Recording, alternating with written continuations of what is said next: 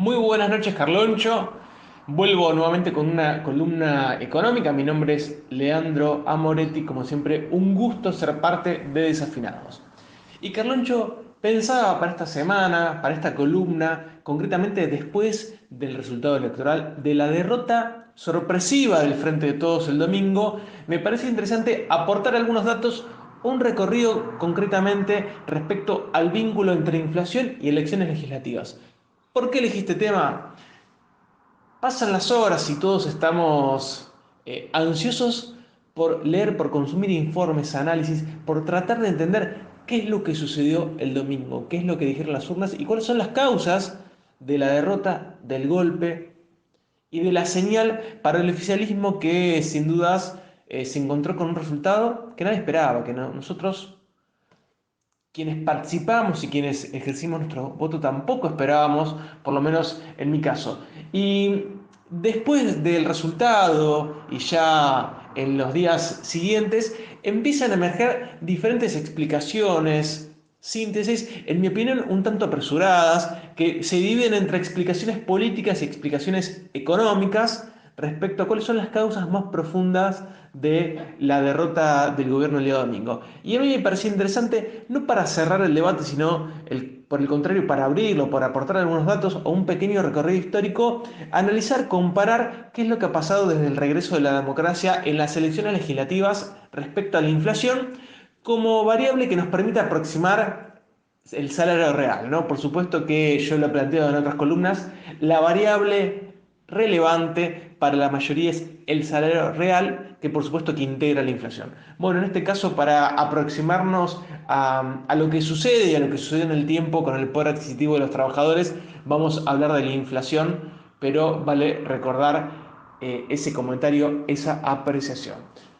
Partimos, en el 2021 estamos en una situación de alta inflación que, según el último dato del INDEC, al mes de julio la inflación interanual, es decir, entre julio de 2020 y julio de 2021, es del 51,8% y esperamos una inflación que puede rozar, puede aproximarse al 50% y posiblemente en el 2021 se encuentre por encima del 45%. Una inflación elevada. Bien, ahora si me permiten voy repasando solamente las elecciones legislativas, las presidenciales y las elecciones combinadas, es decir, aquellas elecciones en las cuales se votó también presidente, las vamos a dejar de lado y permítanme hacer un breve repaso recorriendo, mostrando que no hay un comportamiento lineal ni que se repita de manera idéntica, por supuesto, porque hay otras variables económicas y otras variables que podemos ubicar en el campo de la ciencia política que han influido y que influyen en cada uno de los resultados electorales.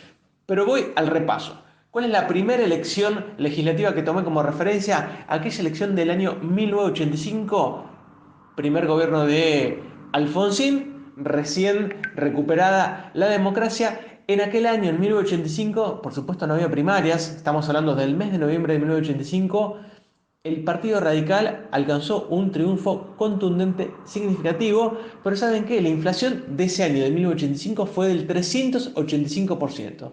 Es decir, tenemos un resultado electoral favorable al oficialismo de aquel año, con un contexto inflacionario muy, muy complejo. Sin embargo, para leer el vínculo entre inflación y elecciones legislativas, tenemos que considerar cuáles son los niveles, por supuesto, cuál es el nivel de inflación y también cuál es la tendencia. ¿Qué sucede en el año 1985? La inflación en términos agregados, en términos anuales, fue muy elevada, sin embargo, la inflación se expresó con fuerza en el primer semestre y en el segundo semestre se desaceleró fuertemente.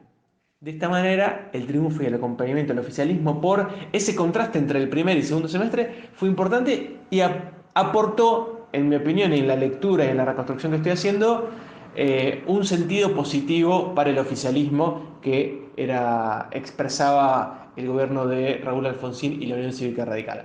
Vamos a otra elección, la elección de 1987, ya avanzado el gobierno radical. En 1987 sufrió una derrota importante a manos del Partido Justicialista, pero por muy poca diferencia. El resultado, siempre estoy hablando de los resultados agregados a nivel nacional, recordemos que sirven desde el punto de vista analítico porque las elecciones se dan por jurisdicción, o sea que se eligen senadores y diputados. Bueno, tomé los datos agregados a nivel nacional como referencia. Repito, en 1987, a diferencia del 85, el radicalismo perdió las elecciones contra el Partido Justicialista. Este último sacó un 41% y la Unión Cívica Radical un 37%.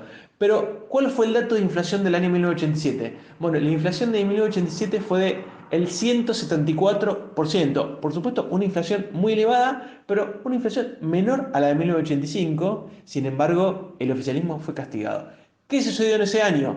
La inflación del 174% de 1987 se expresó con mucha fuerza en el segundo semestre. Entonces, fíjense con esto, lo que les quiero marcar es que, más allá de los niveles de inflación, también podríamos leer que influyó muchísimo cuál es la tendencia, si hay una tendencia de aceleración, desaceleración y cuáles son las expectativas sociales que se generan alrededor del futuro de los precios y el futuro del poder adquisitivo de los salarios. Ahora, permítanme, salto a la década del 90, tenemos la siguiente elección legislativa, es aquella del año 1993, en la cual el Partido Justicialista, recordemos, Menem presidente, alcanzó un triunfo muy importante frente a la UCR, 43% contra 30%, y una inflación en 1993 del 7,4%, años en los cuales la estabilización de precios fue uno de los grandes logros expresados y así mostrados por el gobierno oficialista, por el menemismo. Recordemos la hiperinflación del 89-90. Entonces, repito, tenemos un año de muy baja inflación y un logro del oficialismo, el Partido Justicialista, en 1993. Ahora bien, 1997, derrota contundente del menemismo, triunfa la alianza obtiene 47%, el menemismo 36%, la inflación es casi inexistente, es del 0,7%, es decir, hay total estabilidad de precios. Sin embargo, la característica del modelo de la convertibilidad fue un constante crecimiento del desempleo y la pobreza, y el año 97 se empezó a expresar con mucha fuerza el deterioro económico a tal punto que el desempleo superaba el 17%. Y por supuesto nos acercábamos a los años de la mayor crisis económica y política social de la Argentina. Voy a la elección del año 2001. En el año 2001, plena crisis económica, la actividad totalmente estancada.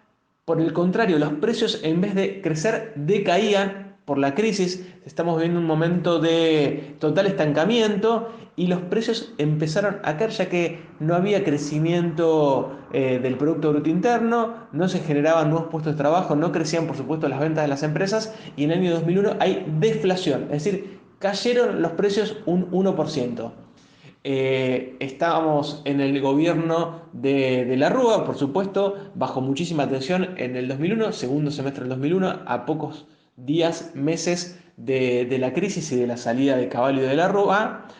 En la elección del 2001, el Partido Justicialista obtiene 38% y la Alianza una derrota contundente del 22%, por lo cual tenemos una elección de fuerte cuestionamiento y crítica al oficialismo, sin inflación y por el contrario con deflación.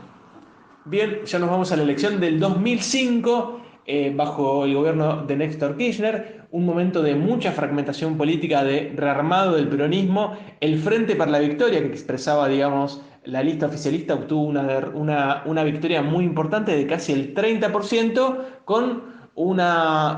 seguido por diferentes fuerzas, incluso diferentes fracciones del peronismo con porcentajes muy bajos, en un contexto de inflación del 12% y en años que, a pesar de la inflación del 12%, se pudo verificar un incremento significativo del salario real, es decir, del poder adquisitivo. Me voy a las elecciones legislativas del año 2009, quizás más recordadas porque fueron luego del conflicto del campo. Una inflación baja, relativamente baja, del 7,7%, una derrota a nivel nacional del Frente para la Victoria a manos del Acuerdo Cívico y Social, y una derrota en la provincia de Buenos Aires, en la cual de Narváez, por muy poquito, un poquito menos de 2 puntos, le ganó a Néstor Kirchner.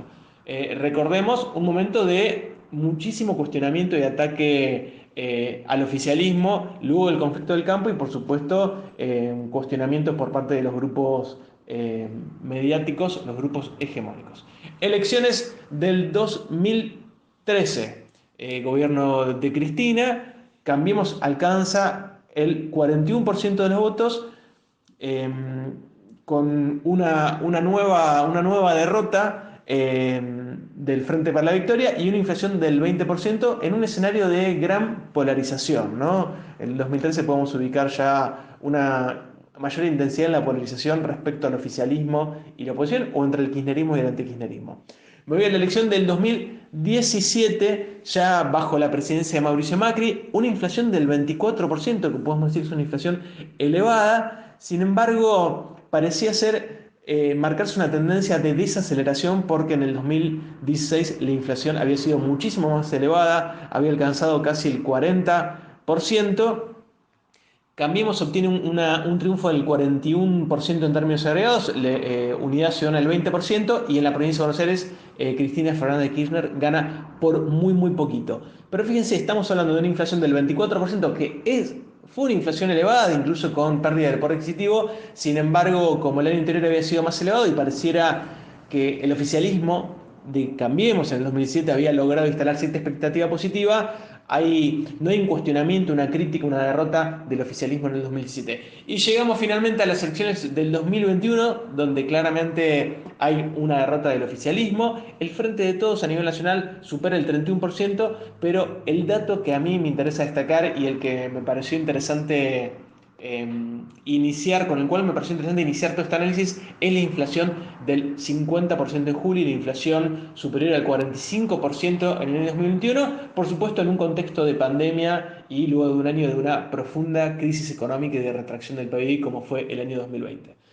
Luego de este repaso de 1985 hasta 2021, resulta difícil, y por lo menos a mí repasando los datos, encontrar un patrón en el cual podamos decir, bueno, el elevada inflación es igual a una derrota del oficialismo. En algunos casos se verifica y en otros no, y creo que es importante tomarlo como una variable importante, pero no interpretarlo de manera lineal, porque en el recorrido o en la lectura que hice para esta columna, puedo identificar que es muy importante el periodo anterior, es decir, si la inflación se está acelerando o desacelerando, cuáles son las expectativas respecto al futuro, es decir, si la inflación va a caer y va a mejorar el salario o el poder adquisitivo, y también el resto del contexto político, los debates y las tensiones. En este caso, la particularidad que tiene el año 2021 es que la crisis económica, la inflación y la situación se explica centralmente por la pandemia, siendo la pandemia un evento extraordinario sin antecedentes en el mundo y por supuesto ni en la Argentina. Abro discusiones, espero haberle aportado algunos datos, un recorrido y haber hecho memoria que nos permita reflexionar de cara a la nueva campaña que se abre hacia las elecciones generales y por supuesto discutir un problema muy importante que tiene la Argentina, que es la inflación, pero por sobre todo es la pérdida del poder adquisitivo del salario real que sufren los trabajadores en momentos de crisis y en momentos de contracción económica.